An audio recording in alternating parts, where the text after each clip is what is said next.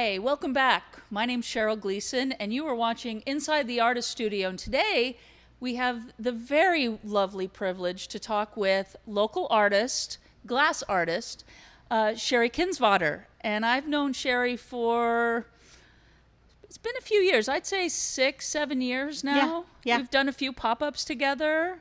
But it is nice to have you back in the fold again. We have missed you. Thank you. I missed you guys too. So tell me, how did you get started in, did you go to school for art? Did you self-taught? How did your art career begin? It's different. I actually went to school to become an interior designer, and I was an interior designer for several years.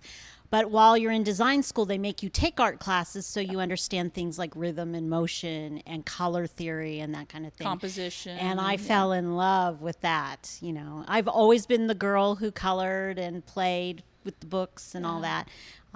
But I just fell in love with the whole thing, and I really thought I would quit design and go back to school for master's in art history.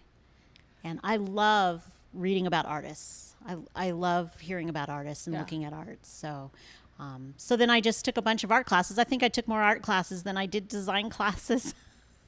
So did you ever do anything with design? Yeah, I had my own business for a while. I worked for a couple of businesses here in town, and you know, honestly, I got out of it because I hated lying. Yeah. Yeah. You know, you have to tell people that their places are beautiful, and most of them are, but you know, you can only do so much after a while. And I love contemporary design, and I love contemporary art. And so when you're looking at a lot of traditional, and back then it was that weird French design that was real popular, and it was like, ugh, I don't want to look at that anymore. I would imagine it's hard not to have bias towards your own personal design schemes. It is. And I think all of us are that way. I mean, when we go to the museum, we mostly tend to look at what we like to look at, and we don't take ourselves out of the comfort zone. I'm fortunate that I love old Baroque religious paintings. Love them. I think love they're those very old paintings. fascinating. They really are. And when you look at the stories behind them and stuff, I just love them. So I'll wander to that part of the museum, but most of the time you see me in the abstract or the contemporary part. So for you, if you were to look at art, buy art, you like the abstract as a genre? Yeah. Simple, and like I like yours, this one here. I knew that one was yours. I love color, and I love like bold color. Bold color, I do. Although now that I've moved, my house was in the reds and the bright reds and the bright greens. Now I'm living in with teal and gray, and I love it. And brown. Who would ever think I'd own a brown sofa? So I am with you there. I've recently started painting with more, not really brown, but burnt sienna and burnt umber and things like that. And they do. I think everybody goes through these phases of color. I think so too. Yeah. I mean, I remember looking at my mom, and her favorite color was this, and then 20 years later it was this, and then right? Yeah. But I have to say, my dress is not bold at all. And this is getting made into glass later on this week, because this dress is fabulous, and I didn't really realize it. So I love the contrast of the blue and the whites, and I have a color of glass, this color of blue. Blue and orange are such, being complementary colors, but they are just, as far as complementary colors, they're my favorite combination. Yeah. Although purple and yellow come in really close. Yeah. Because I love those as well. Yeah. So when you are doing your art, glass art, and this is a piece, and what's this piece called? That is Nobody. Nobody. Yeah. Because I wanted the people to insert themselves into that piece. Nice. That's why that person's black. They're the negative space for you to fill. Love it. Yeah. And I love the fact that it's a bowl, and you fill a bowl with things. Like chips. Chips. Yeah. Now, bowls like this, food grade? That particular one is, yes. But as I was telling you earlier, there's a lot of science to glass. Yeah. And you can use pieces called dichroic pieces, which everybody loves because they glitter. And they have metals in them, and everybody loves something sparkly, but they're completely not food compatible because the metals could rub off on the food, and you don't want to eat that. But this is topped in clear, and it's all what I call bullseye glass, which is a company of glass that I use. Okay, I have heard of them before. Yeah. Now, to make bowls like this, so what you do is called fused glass. And you're basically taking different pieces of glass and melting them all together. Is Correct. that right? Correct. What's the process of that? Like, can you use any kiln to do that? Or is it the same as a ceramic kiln? No, it's not. I buy sheets of glass, or I use bottles as well. I'll use any glass, actually, that I can find my hands, but it's all different. And then my kilns are, you plug them into the wall like a regular kiln, but you can't put anything else but glass in your kiln because contaminants in glass will cause it to break or explode, which is always fun. I had one explode on me the other day. It was not very nice when I opened it. I bet that's fun to clean up. Well, after you waited 12 hours and you're like, well, that's just fantastic. But you can't put ceramics in your glass kiln. Ceramic kilns are very deep. So when ceramic artists do their work, they can layer. Yeah. You can't do that because of the way the air moves with glass. Interesting. It all has to be on the same level. So even a larger glass kiln is a single level. Yes, yes. So they call them bathtub kilns. So they're real long, like this, and then you can put several pieces in there, but they don't have another shelf to put on top of them. And then the controllers are all different because ceramics is done by cone. So you'll hear a ceramic artist say, oh, I took this to cone whatever. I don't do ceramics, so I don't really know. Cone 10, but like cone 10, 5. yeah. Yeah. I had to glaze it at whatever, Yeah. And then this piece is done with temperature. So you have a programmed controller, and you tell the controller I need to go to 800 degrees in 2 hours, and it will take it up real slow. And then I need to go to 900 degrees in a half hour, and it'll switch it and take it up real fast. And then you keep going up, and then you keep going down, and you make sure that you get your annealing steps in. Annealing is to make it so it doesn't pop on you in later times. When I do bottles, a lot of people go, oh, we used to throw those in the fire when in the 70s, I guess it was real popular. And I always say, but they popped on you, didn't they? And they go, yeah, we were using it, and a couple years later, or a couple months or 40 minutes, it just exploded. And I said, mine won't do that because I have them in a kiln, and it's all controlled to make sure that it's basically making sure the molecules come back together. So is it kind of like in ceramics where you create an air bubble that can blow up, or even a wet spot, right? A little bit of moisture in a spot can absolutely explode a piece of clay. I've heard that happens. Yeah. I wonder if it's the same kind of noise in the middle of the night. I don't know. As when glass cracks. I'm never around when my pieces had exploded in a kiln, so in terms of ceramics, and I've never done glass, so I don't know. I had one crack on me. It was a compatibility crack that I didn't know about, but I made it, and I put it in my display case, and probably 3 months later in the middle of the night, bam! Oh my gosh, that scared the heck out of me. I thought my window broke. Oh, so the piece was done and sitting. Yeah. And it just randomly exploded. It just randomly exploded. Yeah. Yeah. Well, that's crazy. Yeah. And I think it's because I put glass together that was not compatible. It was my fault. I was new to the whole thing.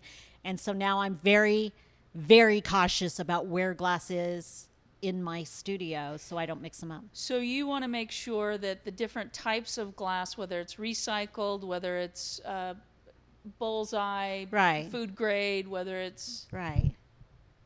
And you don't imagine. Is it also you got to keep dust and other things out of there? And you can't use Windex because Windex has vinegar in it, and that causes it to get cloudy. So I have to use the cheap stuff from the 99-cent store that has no vinegar in it to clean it before, but then it doesn't look shiny. So I have to get Windex to clean it after, and so I have to keep them separate and use different rags. And you can't use a lint rag because the lint could get in there and cause problems. And Wow. Yeah. Yeah.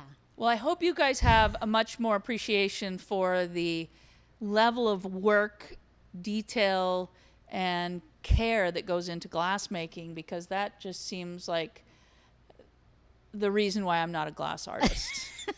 Because if you saw my studio, yeah, there's sawdust in my encaustic and cat hair in my oil paintings. And Yeah. Not me. yeah, yeah, that wouldn't work. I just leave that for my clothing. Yeah. So, I've seen you do some, all types of different things. So when you talk about doing bottles, what is that? Well, I'm what they call like a clean eater, so I don't eat a lot of boxed food, but I do eat like fruit out of a jar or spaghetti sauce out of a jar. And we were throwing all that glass away, and I thought, well, this is glass. You have to be able to use this to do something with it other than recycle it, because glass people won't recycle because you get paid so little for it even. Right. And so I said, well, welcome to the worldwide internet. And I Googled it, and I saw that someone had put some jars and some bottles, and I guess bottles are popular, like wine bottles. Yeah, And yeah. they were putting them in the kiln. I know they're popular at my house. They are at mine too. Except I'd melt them. I can't drink them. But you put them in the kiln, and I just put together a schedule, and I threw it in there, and it looked like crap, but it got flat. And I was so excited, and I was like, oh my gosh, I flattened this jar. It's gray. I have no idea why. Well, it's because I got it too hot, so it overcooked. But I got it flat, and I was like, okay, well, let's do the next step. So I adjusted my schedule, and I flattened another one because I was throwing them away. So it's free glass. The only thing I'm paying for is the heat. Right. So I flattened another one, and that one turned out a little better. And then finally I got it to the point where my bottles come out pretty clear. Depends a lot on the glass. I found out Mexican glass is not very good. It's not very kind. German glass, like when you get a German beer bottle, holy moly, they love glass. They must make that stuff out of who knows what. It's beautiful. You know, or a Jim Beam bottle, melt the best, the most clear Really? ever. I had one I did that I sold to a ceramic artist that is all smashed glass with a face on top of it. It's all Crown Royal bottles, the whole thing. Do I need to start smashed 'em. drinking Krang Royal? No, I got a friend that does Okay. that for me. And so I just started melting and finding that this schedule works for these kind of bottles and this one doesn't work for these kind of bottles. How do you retain that? Do you take notes on? I do. Yeah. Yeah, I can imagine, like, I wouldn't remember from one to the next of, what the temperature. I would imagine it's a lot of logging. Yeah, you have to log because the schedules are usually 5, 6, 7, 8, 9, 10 steps. So, step 1 might be 500 degrees in 30 minutes, hold for 15. Step 2 is 800 degrees in 30 minutes, hold for 20, Yeah. So I write all that down, and then I'll put at the top, this works great for Jim Beam, or, when I'm trying to get a bottle to slump, meaning make into a shape, some melt faster than others. So, I have to write that down. And then you gave me some cute little bottles that have a tree on them. Oh, those are Little Fever Tree Tonic. Yeah, I love them. tonic water. And I wanted to keep those emblems so you can't melt them quite as fast because the emblem will burn out. So I figured out how to keep the emblems. Now I have those bottles that say special. I don't drink, so I don't know where all these things came from, but it says special down the side. And I figured out how to keep the ridges and keep the word special. So people buy them and go, wow, that's really cool that you That's a kept that. tequila bottle. Sorry. I only know that because I was a bartender for 12 years. Yeah, It's and not that I'm an alcoholic. I'm allergic to alcohol, so I can't drink. Yeah. Well, it's much cheaper to go that way. Yeah. Yeah. Have you tried the big Hendrix, the big green, dark green bottles? I have not yet. I did melt one lager bottle that was hecka thick, and I didn't like it very much, but I turned it into a clock. That was the heaviest clock ever to be made in mankind, and the person loved it, so what do I know? There you go. I mean, just because some things are better when they're heavier. Yeah. So one of my favorite pieces, actually there's a couple. So you've done some abstract figures or abstract faces that are very Picasso-esque. Yeah. George Braque, very cubist looking. I just love those. Those are great. I love faces. Yeah, I love just faces. love those. And I think my most favorite piece is it's got pieces of glass in the background of a glass face that comes out. That's the one that's made out of Crown Royal bottles. Oh my Yeah. God. That is Yeah. gorgeous. My friend and I were having a bad day, and I said, I've got 57 Crown Royal bottles. Let's put them in a bag and break them up. So we both were sitting out there with hammers, hammering them up, right? And she goes, what are you going to do with all this when I'm done? And I'm like, I don't know. And she pulled out one piece, and she goes, this is a really cool shape, right? This is my very non-artistic friend. And I'm like, gosh, that looks like a face, right? How do you see a piece of face in a curved piece of glass? I don't know. But I had just bought a new mold that was a face. So I literally threw it, caution to the wind. I coated the mold and put it in the kiln and put the weird curved piece on top, and it literally melted in there. It's fantastic. It does look like a Mardi Gras mask or It something. is so attractive. Yeah. Have you made any more since then? I made several. One went to the state fair and won first place for jewelry. It was the biggest jewelry piece you've ever seen, but the lady was like, I've never seen anything like that. It was really cool. I did wood beads, and it was very cool. And then I sold all the rest of them. I made them into ones that you put like on a hook. One guy collects masks, and he saw the picture of it. So I think that's my fascination is I with both of the things that I like of yours, I love African art. Yeah. And I love masks. Yeah. Mostly African masks. Yeah. I that's my bucket list is to go to Africa and go to some of the villages and see some of the African art, because I think it's absolutely, Yeah. I love that primitive. Yeah. But some of those pieces that I like of yours are very much that way. Yeah, yeah. I like Mardi Gras. I love the colors and the vibe and the whole thing, and those masks and the idea of that mask, that you get to not be yourself for a few days. You know, that's pretty cool to me. Yeah. See, that kind of reminds me of Halloween, which I'm not really a fan of. Oh, that's my favorite holiday. Yeah. She's also had a casket in her home for years. So I did. Yeah. It's still there, but I don't have it. So when you go to make some pieces, and obviously you have a very large following, and you sell at crafts fairs. You have some places, I believe you're in Atrium downtown, Atrium 916. Yeah.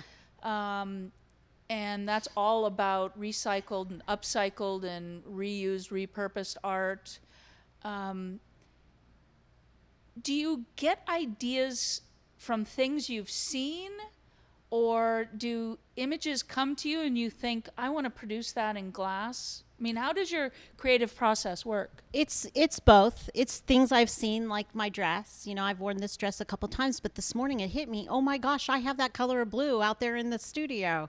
And then it's things I see on Facebook or on the internet. I go to museums a lot. Okay. Pretty religiously. My daughter and I love it. We almost got She kicked out too of is an MoMA. artist, correct? She is. She does blown glass. Oh. Whole other science and lack of Right. eyebrows and all that. Now, has she gotten? She's recently moved up here. Has she gotten into a glass studio? Yeah, she's in the atrium as well, except she's showing with the glass artist next door. Awesome. They like co-share a space or something. I don't know. We'll have to have her in our 3-dimensional show next. Yeah. year. Yeah. She still blows and teaches and does 100 other things like a typical kid of this millennia. Yeah. Yeah. Oh. Yeah. So I see things. I also get inspired by nature. That's where the flowers, you know, I live Right. on the river now. So, That's so wonderful. oh yeah. So trees are a big thing for me right now, 'cause I see them every day. Trees, people don't appreciate trees as much as they should, and all the colors of green. And I so agree yeah, with you. yeah. And then I live right by farmland, so I get to see the sunflowers coming up. This poor farmer has to till that field all the time, but I'm seeing the sunflowers come up, and the weeds, and you know, weeds are beautiful. Yeah, because oftentimes they have great flowers on them, Yes, right? yes, yeah, I know. I don't know about you, but when I'm in nature, I look at shapes and color and texture, and oftentimes that can come into my work. And clearly, as we looked at this piece, that's coming into yours as well. Yeah, yeah. One of the things I like about your work as you put together the colors is great contrast of foreground and background, and that all has to be so well thought out on what piece of glass goes first and what piece of glass goes last to create that. Am I right? Yeah, you would think, but because I like this one, I had this, the way that this is constructed is the blue is the whole thing. That's why, oh, you know what? There's 2 pieces of glass on that one. I lied. So I had a piece of blue, but I wanted it to be 8 inches wide. So I added this piece of green and put the clear on top so that it would all melt together. That's how I did that. Huh. Who knew? But usually, Sometimes we even amaze ourselves. I know, right? That's constant in my world. But I look and see what I have big pieces of, and then I build from there. So like when I did the faces, I had been cutting glass. Now, glass cutting is an art. You have to do it in a good temperature, and I have cut so much clear lately because it's hot. It just goes whoop. It doesn't go straight like I want it to when I go to cut it or snip it, as they say. Yeah. And so I had all these weird triangle pieces, and I had seen all these Picasso paintings in New York, and I thought, all he does is take the basic triangle and turn it into a face, right? And so I was like, well, that's what I'm going to do. Well, who wants to buy an orange face or a green face? Well, what do I know? Everybody did, because they all they're sold. magnificent. But they were. And so then I go, well, I have an orange face, so I need to make the colors sort of go with it. And I always have my color wheel in my head, and blue goes well with orange and green goes well with orange. And then, I try to keep it in some sort of educated manner, but it doesn't always work. Now, you're going to be with us here at the MAC for Open Studios. Yeah, I'm excited. Oh, I'm so excited. It's after last year and having it being virtual and not going anywhere. I got to say that when that weekend came, it just wasn't as much fun, right? Yeah, well. So I would have to imagine that you're gearing up for that now.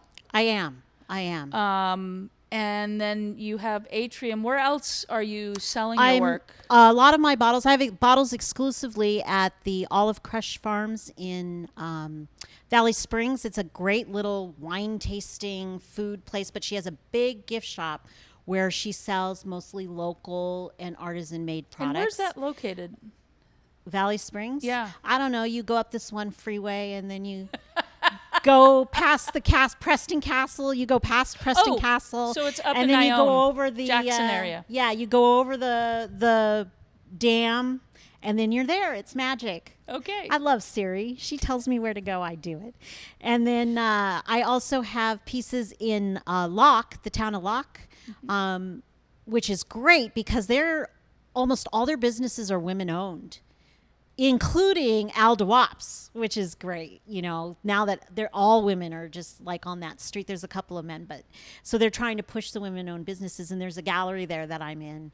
And I sell mostly this, although she called me the other day wanting more bottles as well. So, yeah, but I try to mix it up because bottles I can only do with one bottle. So it's clear or it's green or it's blue if I'm lucky to get a sky bottle, but there's no real color in it. Did you hear that, Sky drinkers? Yes. Sky vodka drinkers. If you always want those.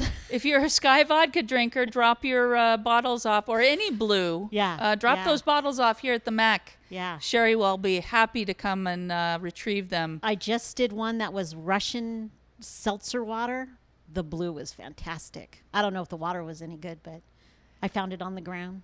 Oh, that's perfect. Yeah. I'm all for that. Yeah.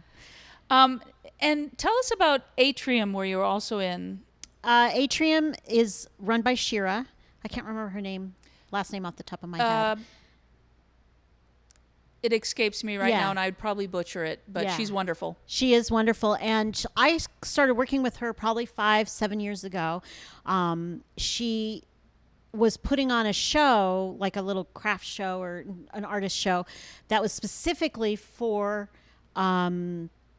used items or recycled, repurposed items. And I had just gotten done with the Earth Day, which if you do Earth Day, you have to have 50% of your inventory has to be recycled or reused. And so I took a lot of bottles out there. My jewelry is, most of it is recycled as well. I use recycled jewelry pieces and then put my own glass on them. And I contacted her and said, hey, do you want another vendor? And she didn't have anybody that did what I did. You know, there's people who do clothing and people who do, Right. you know, put together doll heads and all that crazy stuff, which I love. And so I did that, Doll and I've heads just scare been, me. they scare me too. And They what scare some me. people do with them are crazy.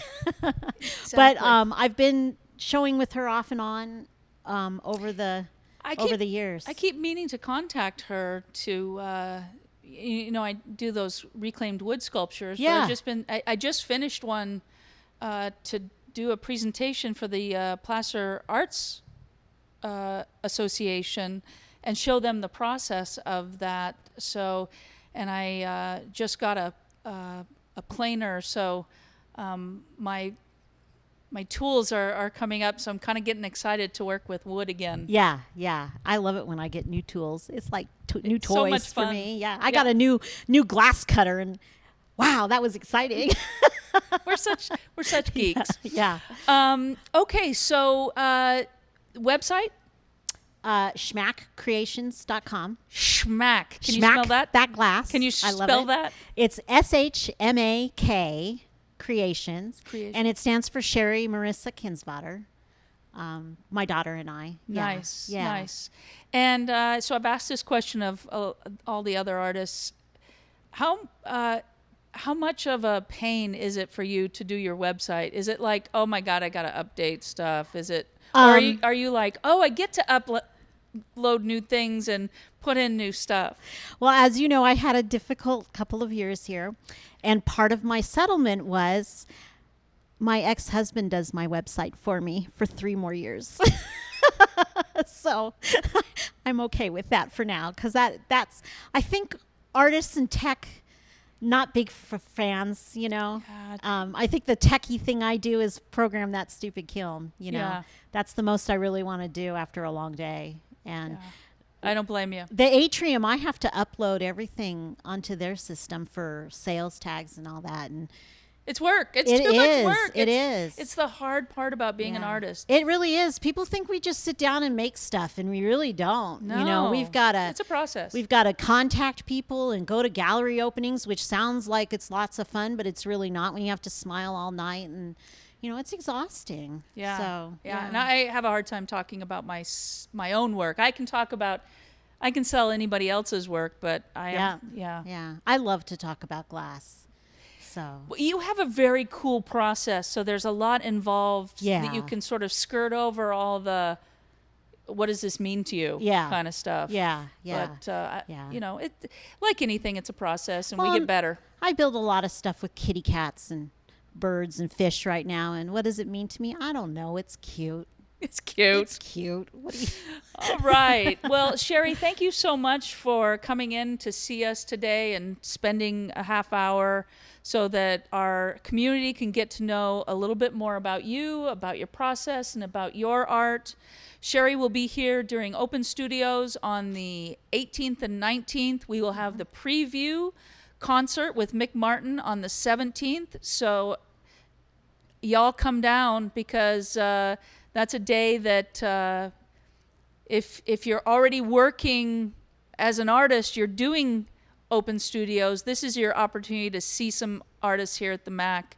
There are 10 artists, and we'll have those up on our website very soon. With that, we will say goodbye and stay creative. This has been Cheryl Gleason and Sheri Kindsvater inside the Artist Studio. Till next time. Bye.